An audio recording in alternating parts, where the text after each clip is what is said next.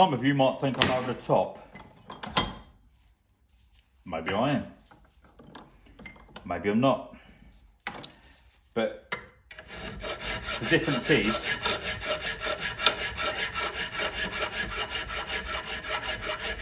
not being brought up and educated in the car world, as it were, for the proper guys that do this for a living, I don't know what you lot do.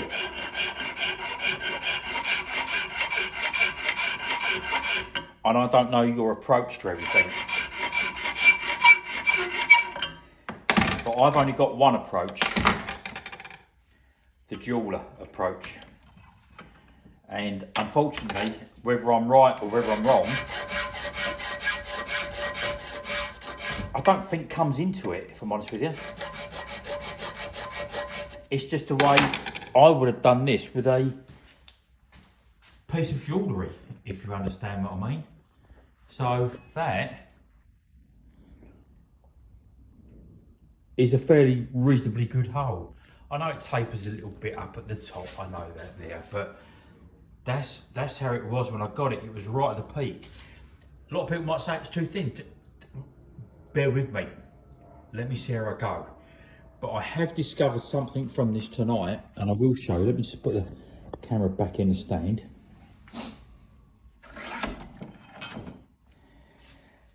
This, last night when I discovered how bad this was, I don't think this iron was off of this car. Because the amount of holes that were drilled and it was all over the place, I've got a feeling that this was an iron off of another car.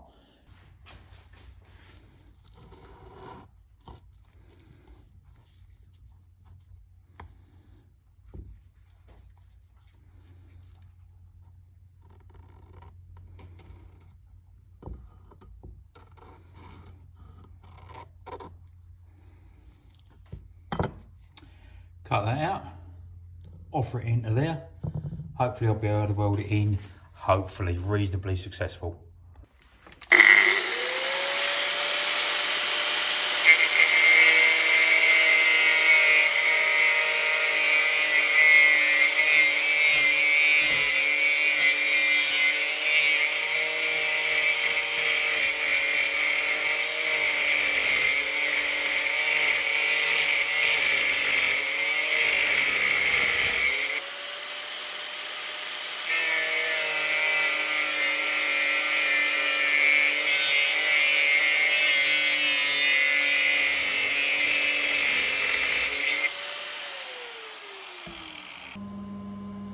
Now please don't laugh at my welding because I'm still learning it, if you understand what I mean, and I'm just trying my best.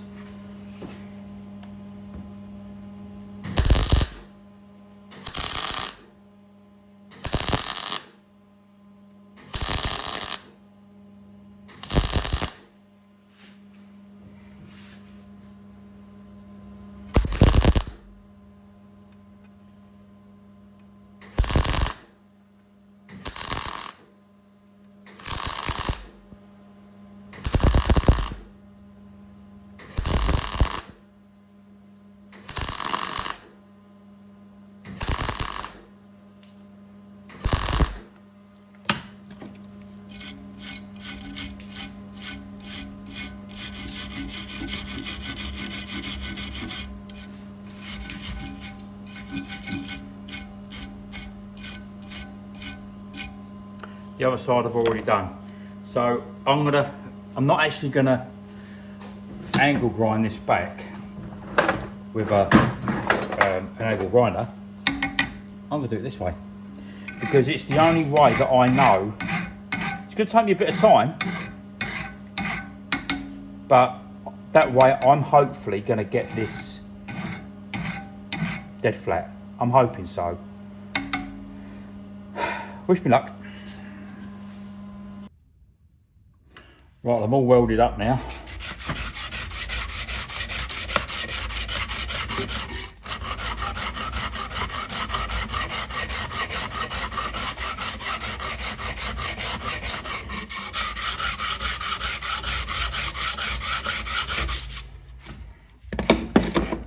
And for an amateur welder, and everything that I am amateur, because I am.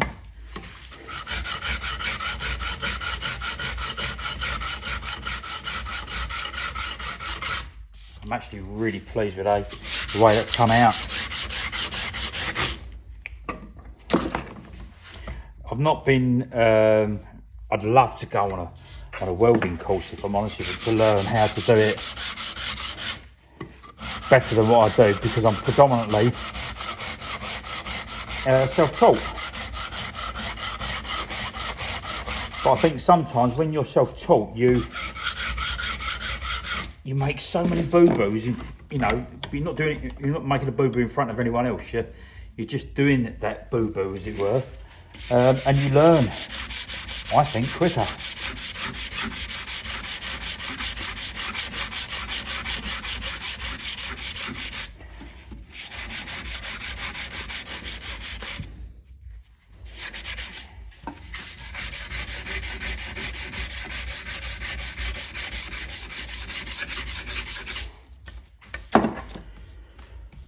Right, just true this hole up.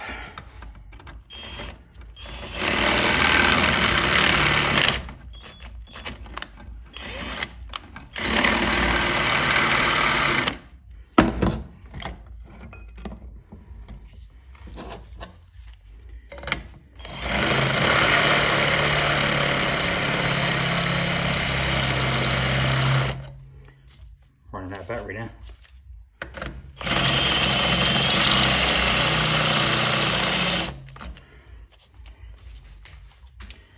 Maybe one second.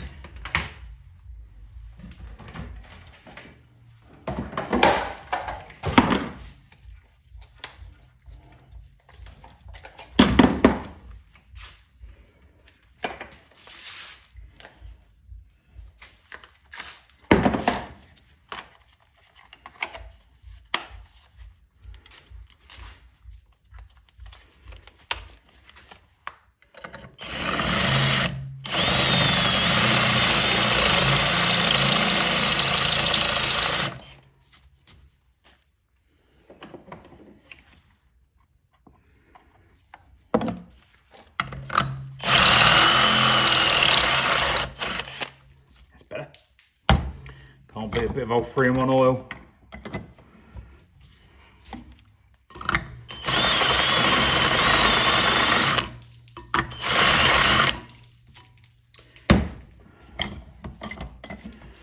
I'll offer that into the car now, but that's getting somewhere. Just take that burr off, give me a burr this side, hang on.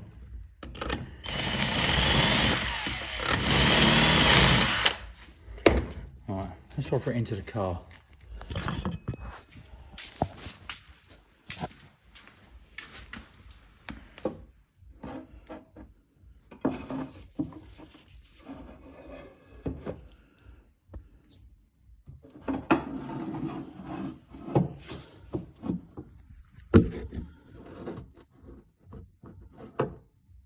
Line up.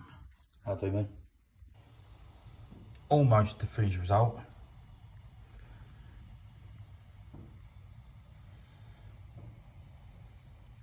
I've done it. I've just laid 2 washers in place, but the holes are there. It's all tickety boo.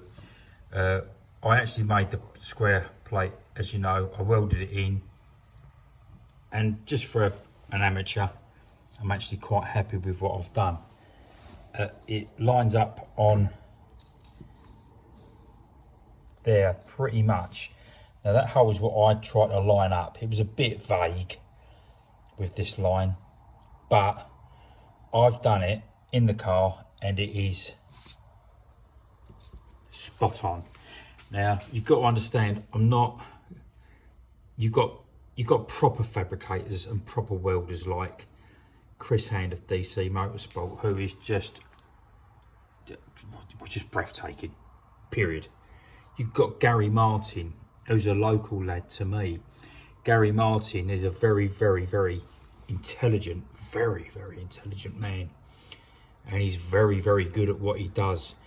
To me, he's on a level with Chris Hand. They're both as good as one another. They do very, very slightly different things, but they're both as intelligent as one another. And for me, just a massive amount of respect for the pair of them, if I'm dead honest with you. But so you got to remember, you know, if Chris Hand saw this or Gary Martin saw it, it'd say, well, Russ, you maybe could have done it this way, you maybe could have done it that way. But I think it's come out all right. I'm happy with it. I'm more than happy with it. So all I've got to do now is primer it all up, offer it into the car, and it's done. It'll be, in my eyes, 10 times better than what it was before.